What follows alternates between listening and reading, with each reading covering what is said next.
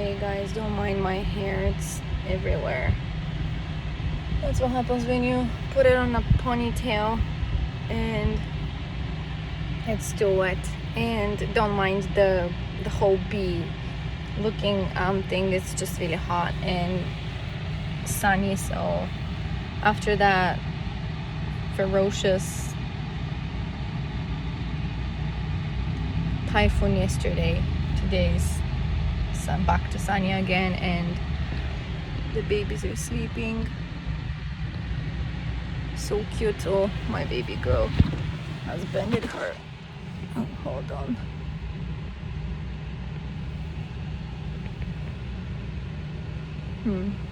Anyways, want to make sure her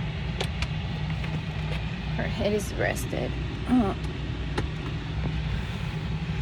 I just had to get out of the house because I cannot stand it there. I just can't. I just hate it there so bad. I hate that freaking place.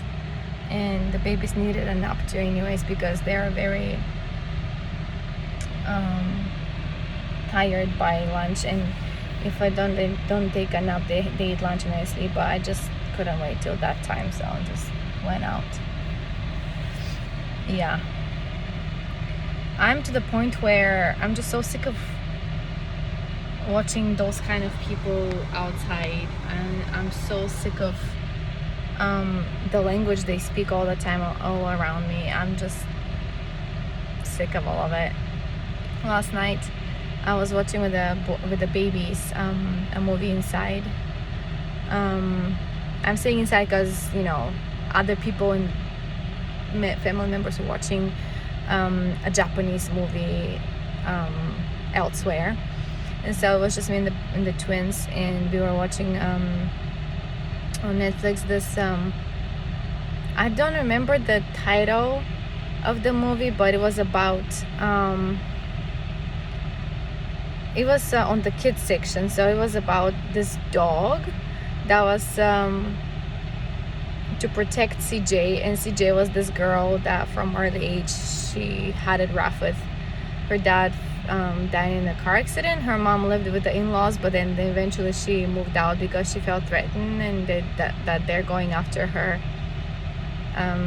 trust that she had prepared from the dad for the education of the girl, whatever. So that dog kept dying and being reborn as a different dog, and that dog always found her in different situations and in different parts of her life.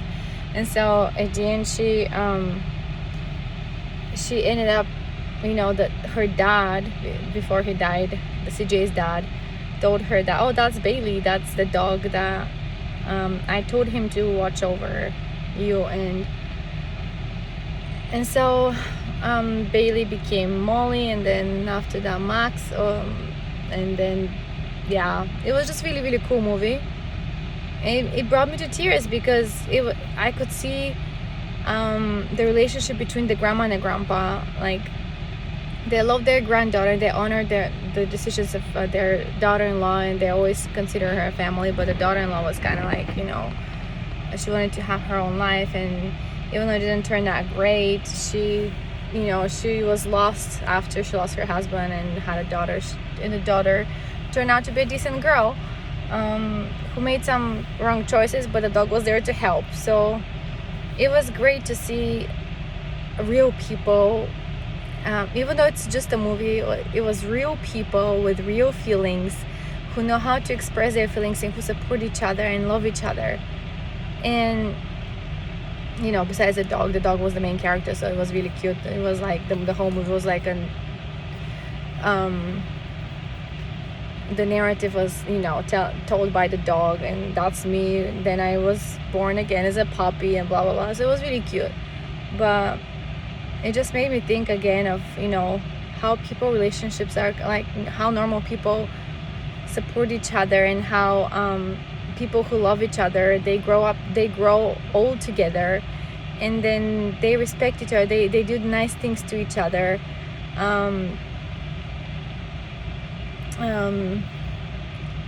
It's nothing like here. I feel like it's like so centuries behind with this patriarchal order of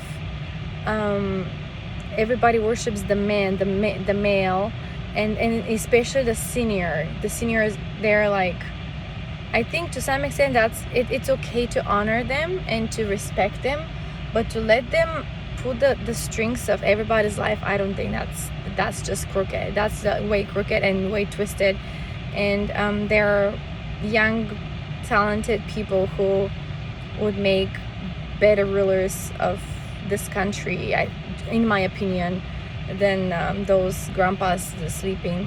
But anyway, so that's that. And then the ladies are just so submissive and so like they let men to run over them. And then I don't know how it's in big cities. I'm just, I don't know. Like, I know there are ladies and ladies in this country too, but you know, in the general rule, the rule of thumb is like, yeah, just people are nice and all, but like there's the submissiveness to the ladies where they are like slavery in the real meaning of the word slavery. And then they just feel like it's like they're honored to be like that. They just it's a privilege to be, it's an honor to worship this person who is such a jerk, and praise them and speak good about them. And when that person makes you feel like this little, you still continue to take care of that person and worship that person in a sense. And I think I think that reminds me of like the Ottoman Empire, when they had like those sultans and many concubines. That was the same kind of thing. The ladies were worshiping the guy, and he would support like a whole, what do you call it, harem of like a household, like a mansion of different ladies who he would choose who to be with, and who to have offspring with, to marry and to be the next whatever sultan, whatever. So that reminds me of that, you guys. The guy was worshipped, and the ladies were just like those objects, means of procreation. So that I don't know, it's just really twisted. And I don't wish to live in society like that. I don't wish to live inside. This is also a place where communism works in a perfect form and shape. How do I know it's communism? It's because I grew up in communism, okay? I was first or second grader when we stopped the uniforms thing, and I remember it was exactly the same order like here. And when I came here and I see my kids growing into it, and I was like, oh my gosh, like this whole organization of neighborhoods going and cleaning ditches, the canals together, having those community things like that was back home. I mean, still they have to some extent things like that, but this is just like everything is organized and in order, and there's no other ways, just this way. Everything is set up for you. And so I don't know, those Japanese people, when they go out of this country, how do they function? Because you have to figure out on your own things, and you have to ask for help people. And here it's just like, you know, the institutions, everything is, their channels, everything is like written down. There are tons of papers with explanation, instructions. There is and that just, I mean, just like the other day when I went to the gas station to fill up this car, because it was like down to the red blinking thingy. It was incredible for me. It was incredible. It was like, I was so frustrated because they have those certain things that you have to do to accomplish in order to start putting gas in your car, okay? You have to have the certain bills of money that you have to insert in that machine, and that machine accepts only 1,000 and 5,000 yen and 10,000 yen bills. But then the options that you choose from the machine is to put 10 liters or 20 liters or full to the top or whatever. And then I chose the smallest one, which was 10 liters, which was 1,450. And I'm like, that machine wants me to put certain amount of money but not coins. But then you go to a different machine where that machine will spit the change for you. So you have to put more, and then the machine spits the change out for you. After you fill the gas, and it spits this little barcode receipt, and you go to the other machine and it gives the change back. And it's like, why they do that for convenience, okay? They do that for convenience, and I can't tell how many things that they create for convenience that make your life so complicated and make you so frustrated, especially if you're a foreigner. I mean, there are even Japanese people that get concerned with, like, frustrated, and let alone me, or like, I don't know, foreigners. It's also a point of view, but in general, I just live with constant frustration here and constant regret of every choice that I made in my life up until the time I ended up here. It's just ridiculously sick. Makes me sick in my stomach. And the fact that I'm raising those spoiled brats that just ditched English altogether and just speak to each other in Japanese, and when I tell them that it's English in the house, they just completely ignore me and continue with their gibberish. And I'm just done. I don't want to be in a house where I don't understand what they're talking about.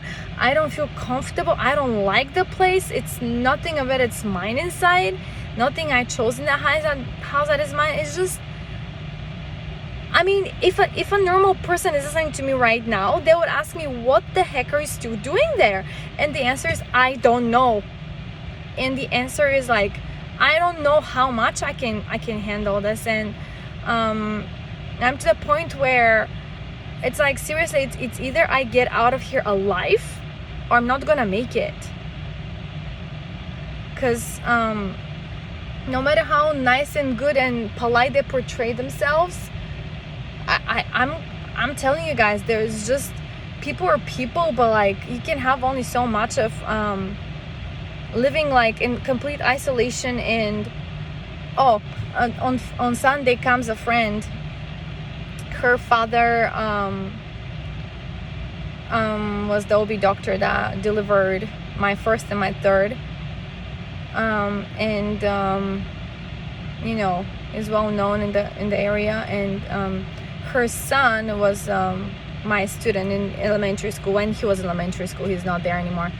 But so she comes every Friday because her son comes to English classes. And so she just hangs out with us from 8 to 9 p.m. and plays with the twins. And they warmed up to her, so they're like playing with her now and giving her high five and whatever. But then when she comes, her son cannot come, and so he's like kind of like he wants to hang out with the boys too, even though he's bigger than them.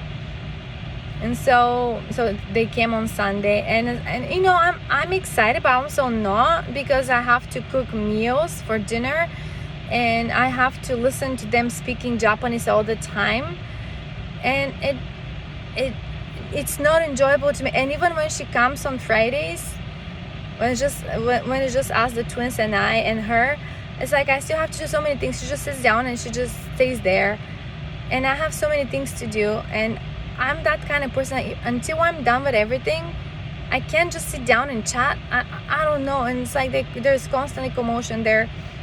The twins have to change diaper. The twins pooped. I have to go and wash them and take them to the shower. I have to do this, I have to do that, and then it never ends. And then those, when they come back home from their martial arts practice, they demand this and that, and then they're just too loud. And what I'm saying is, I cannot have a meaningful adult conversation with anybody in the presence of the kids.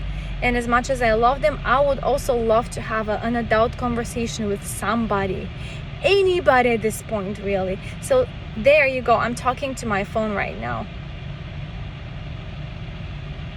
So yeah, I'm just full of it. I'm full of it. I can't do it anymore, seriously.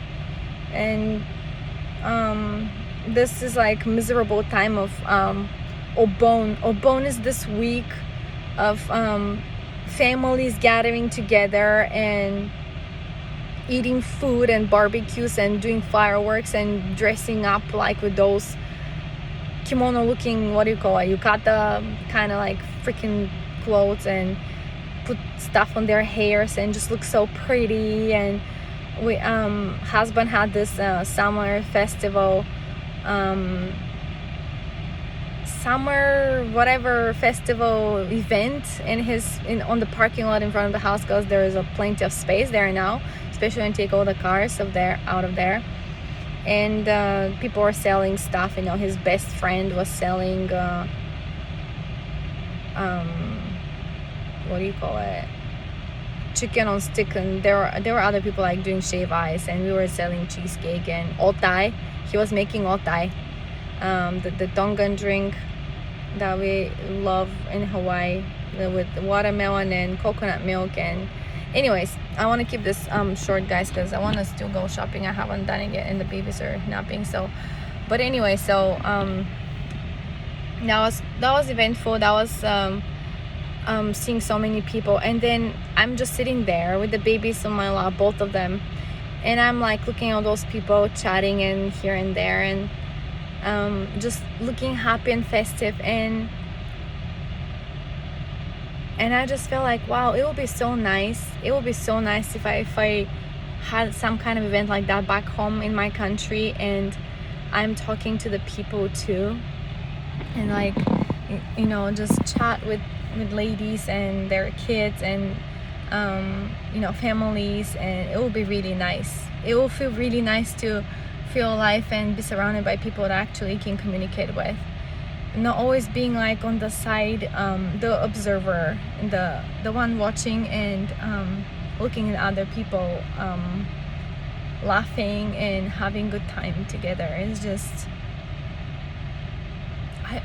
I wish I could do that too, and not always ending up with the kids and taking care of the kids in the house, and because that's what you do in Japan. That's the thing. Your husband can literally fart left and right outside of the house,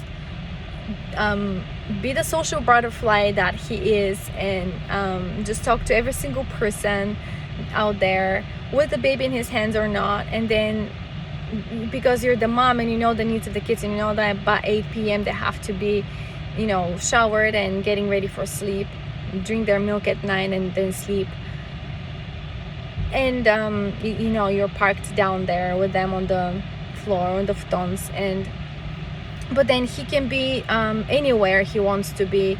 There's no bounds there's no chores in the house, no bounds that can keep him on the clock for something in the house. It's not like it doesn't work like that. That wouldn't be, if that happens, then something's not right in Japan, that's not them. So it's like